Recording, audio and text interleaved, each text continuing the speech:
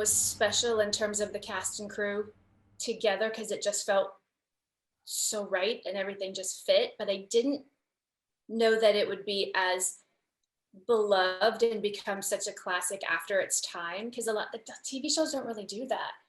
But there's a guy who's one of my best friends now. He's a fireman here in New York, and he told me the first time that we met that how much Friday Night Lights had meant to him. They lost their house during Hurricane Sandy, and so they were like holed up in a hotel while they were rebuilding their house, and his family would just gather around one computer and they would watch Friday Night Lights together, and it's how they like got through losing their house and rebuilding their lives together. And it's just stories like that, or from, you hear a lot from like soldiers who watch the show like while they're stuck on a submarine for months, and stories like that that make it so incredibly special. I didn't know at the time. I'm super proud of it now.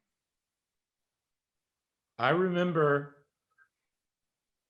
when the pilot debuted, we got a review, I believe it was the New York Times, and the reviewer said, "This show is a poem." And I remember us all thinking, we are so fucked. You know, it was like, wow, that's, you know, that's a pretty high bar to set for somebody to say. I mean, it's better than the alternative, don't get me wrong. But I do think there was something about it from the beginning. And you know, I give a lot of, I mean, first of all, Pete, the pilot that Pete Berg directed, that's, I had actually taken another show and they kept saying, watch the pilot, watch the pilot. And when he went there and he paralyzed Street in the pilot, I was like, my God, this is, you know, this, I got to do this.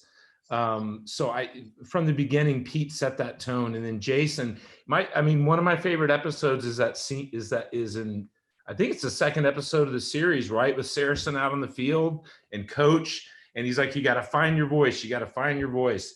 The whole idea, I think people wanted to root for Saracen coming in a way. It was a really smart storytelling move, I think, that Jason made in season 1 to do that, because you immediately had a rooting interest. And then we figured out pretty quickly, because people kept saying, why am I going to watch a show about football? That it's not about the football, right? It's about the town.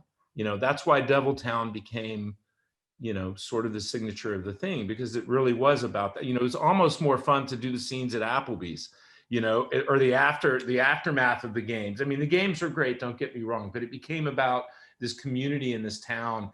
And I think that's why it resonates to this day, is that anybody can watch it and go and see something about their own, you know, maybe not if you live in a huge giant city somewhere, but it's relatable on the level of community. And it's, you know, I've got kids in college who their friends are discovering it for the first time. I mean, the show's still airing all the time, and thank God, you know, it's great. And I'm really proud of it.